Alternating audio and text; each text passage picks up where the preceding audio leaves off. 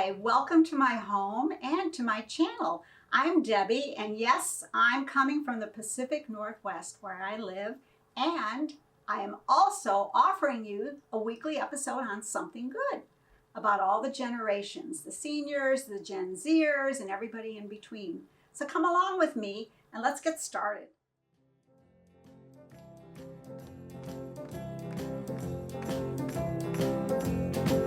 Woke up this morning feeling fine. There's something special on my mind. Last night I met a new girl in the neighborhood.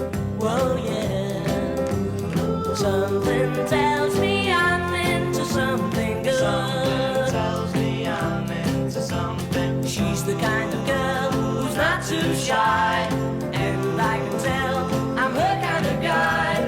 She danced close to me like I hope she would. She danced for me like I hope she would. Something tells me I'm into something good. Something tells me I'm into something. We only danced for a minute or two, and then she stuck close to me the whole night through. Can I be the one in love? For she's everything I've been dreaming of. She's everything I've been dreaming of. I moved her home and she held my hand. I knew it couldn't be just a one night stand. So I asked to see her next week, and she told me I could. I asked to see her and she told me I could. Something tells me I'm into something good. Something tells me I'm into something. Something tells me I'm into something.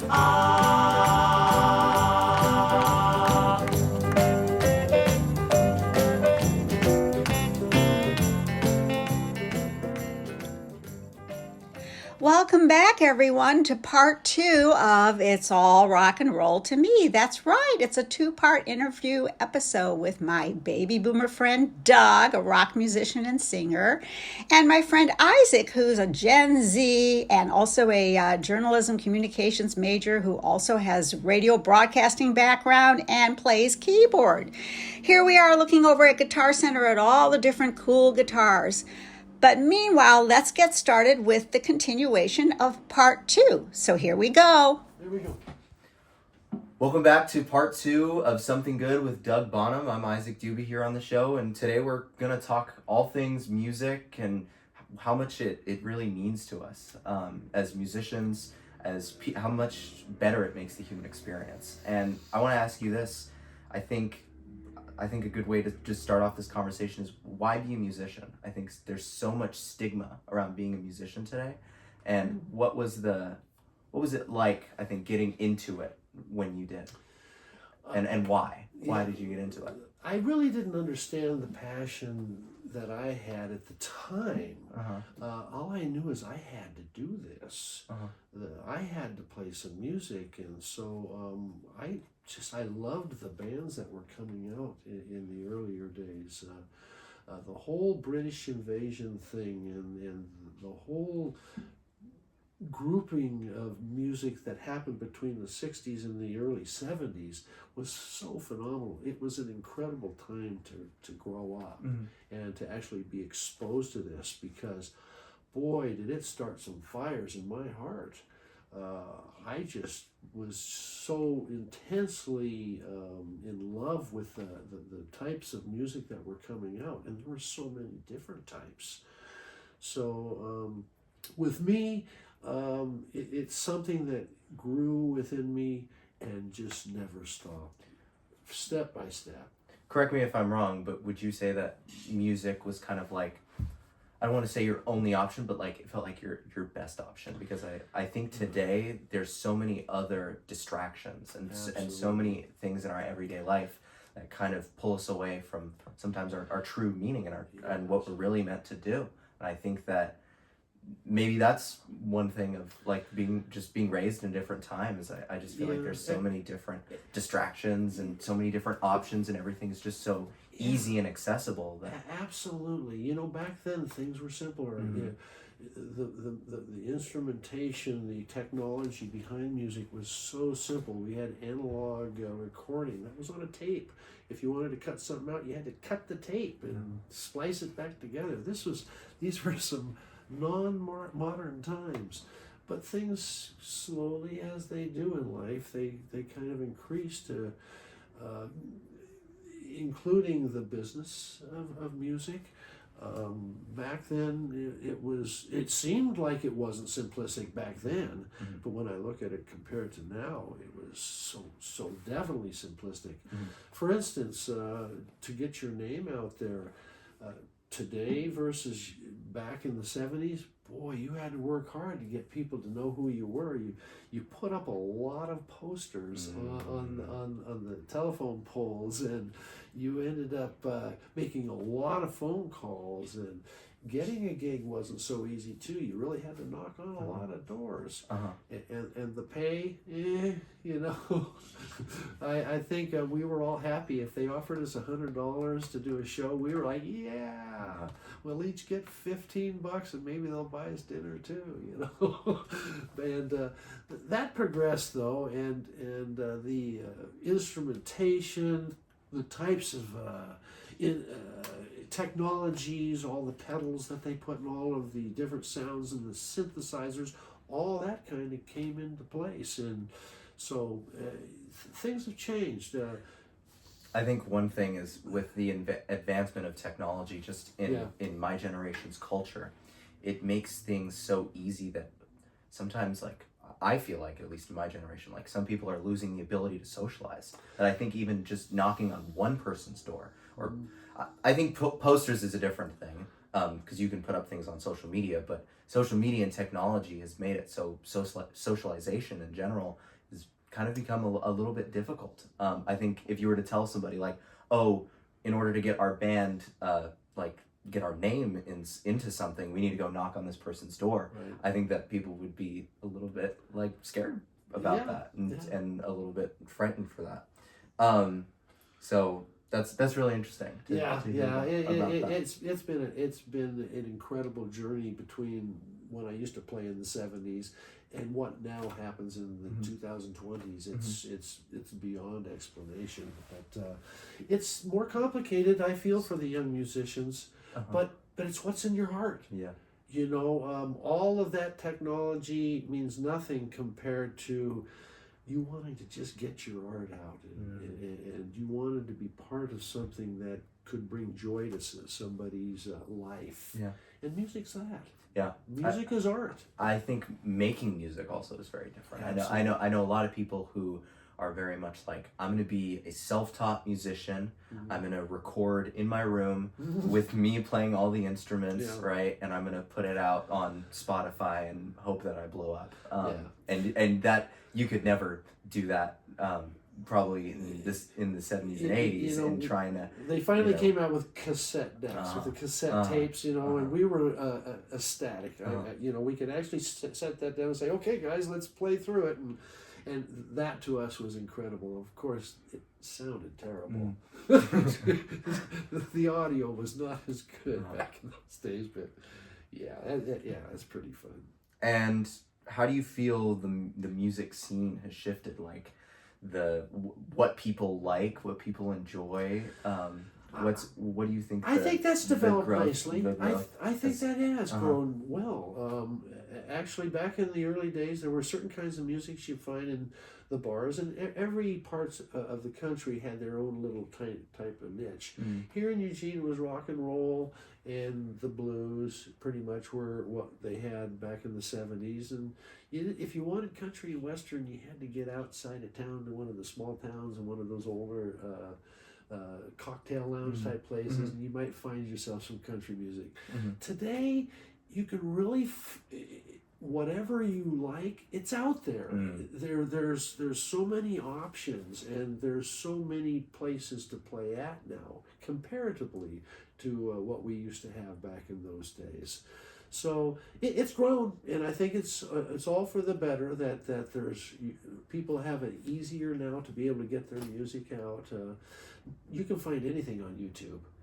I mean, there's so much out there. In the 70s, you couldn't do it that way, and most bands couldn't afford to even make the records because when you were independent and you don't have a record contract, you have to do it yourself, and it's real tough. I want to ask one kind of last thing, and this is kind of a very loaded question. Okay. With your, and this is kind of, maybe this is a World According to Isaac thing, but I think that music, at least from a lot of people who are very into it, very into composition, from what I know, that music for some people is a form of connecting with a higher power. Yeah. I'm wondering if you've ever had that sort of experience in your life. Have you ever thought about that? Well, you know, I have, but I never was able to figure it out. Okay. I knew something is going on there. Something was happening that I just couldn't figure out, but I knew I needed to be part of it. And so I just moved forward and worked with all kinds of great people. And I wouldn't take any of it back. You know, I wouldn't want to relive it again. It was just such a beautiful time for me. No. Yeah. Beautiful 60-year career to now that I really think about it, 61 years since I started playing the drums. Awesome. Well, that's it. That's going to conclude it here on Something Good. I'm Isaac Doobie alongside Doug Bonham for the second of 2 episodes. Thanks for tuning in this week, and we'll see you next week. Back with Debbie. Have a great one. You too. Hey, but wait, there's more. This is Debbie. I'm back, but we're not done with Isaac Doobie quite yet. My favorite Gen Zer. Here he is playing keyboard and jamming with friends. He is such an incredible artist, and I just think that he's just the tops. Don't you? Well, watch a video. Here it goes.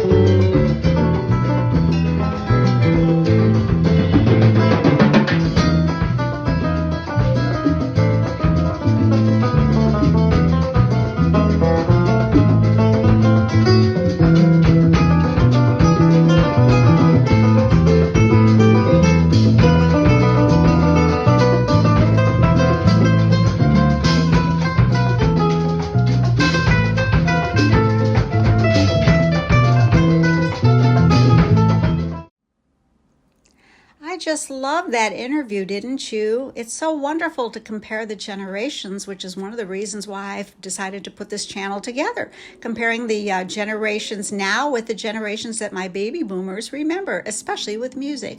And speaking of which, some of my siblings that are older than I am, and they know who they are, and a lot of their friends remember the 50s and 1950s music. I was still in my crib when Hound Dog came out by Elvis, and somebody said, I think it was my brother had mentioned that I was going around the house as a little toddler singing Hound Dog, Hound Dog, because my siblings would listen to their 45 RPM records. So here's a photo right here of rock and roll hits from the 50s, and I'm sure a certain group of you that are watching this remember the Coasters and Rock Around the Clock, the Platters, and all their songs, Earth Angel. And back then, I don't think they had rock videos the way they do today, but in any case, that certainly was a staple in a lot of households. American Bandstand. I remember coming home from elementary school, and my older siblings who were in high school would watch American Bandstand. And from there, I would tune into the Mickey Mouse Club. But that's for another episode. Of course, as I became a preteen and a teen and then in college, the music of the 60s and the early 70s, boy, that was my music, and I'm sure yours as well. So many hits, we wouldn't even be able to cover all the wonderful hits and the influence that they gave. But let's just talk about a few right now. Here we go. Wow, speaking of the 1960s, just take a look at some of these photos for a second, will you? Remember Life magazine? There's a picture of Neil Armstrong. We've got Vote for Our Next President, Kennedy, 1960. We've got some of the singers like, Chad and Jeremy and the Everly Brothers and Hot Rods and magazines, Spider-Man, Dr. Seuss. Oh my goodness, showing off different CDs. And the fact that they went from the RPM record players to CDs was a major breakthrough. Let's start out with, oh my goodness, the Rolling Stones, some of whom are still alive to this day. How did that happen with all the drugs and the rock and roll and the whole lifestyle? But that's for another episode. Here's the Stones painted black, and there's the hairdo, the mop top cut. And of course, they have been iconic. The Stones had so many hits over so many decades. It was unbelievable. So much so that a lot of us teens and college students bought the best of albums, the best of the Stones, the best of this, that, and the other. And so we were able to because all their songs were hits. And wrote most of their songs, which was incredible because there was a time when music writers would come along, songwriters, and they didn't write their own music until the Beatles, the Stones, and all the rest, as you probably know. Of course, during the British invasion in the mid-1960s, who can forget the duo rock groups? Here's an example with Peter and Gordon. One of my friends in junior high, she was so in love with Peter Asher, and of course his sister Jane was a famous young actress in England who actually dated Paul McCartney. I learned about these things. Instead of studying for my algebra test, I was studying all about Peter and Gordon and the sister who was the girlfriend of Paul McCartney, and that I should have been tested on because I would have gotten an A+. But one of their songs was World Without Love. They've had so many hits, and they're just an example of so many of the British invasion rock and roll duos that came to our shores and provided all of us listening to our AM radios with so much content and so much joy. Besides Carole King and James Taylor, there were so many duos and so many live concerts like this one you see live at the Troubadour in LA, in Hollywood. In college especially, there were so many groups that I enjoyed. I loved Leon Russell. I loved George Harrison's All Things Must Pass. These were the years of the early to mid-1970s and beyond.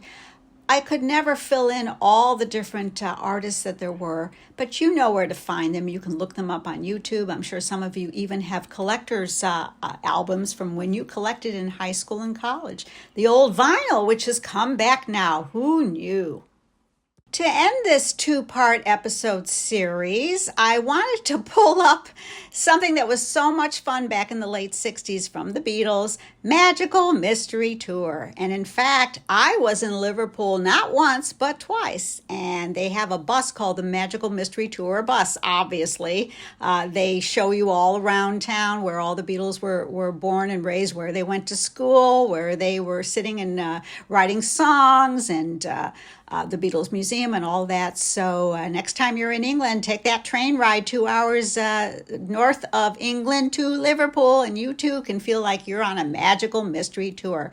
So I'm going to end this two-part series with the song itself, Magical Mystery Tour. Sit back and let it take you away like a psychedelic trip. Enjoy. See you next week. Bye.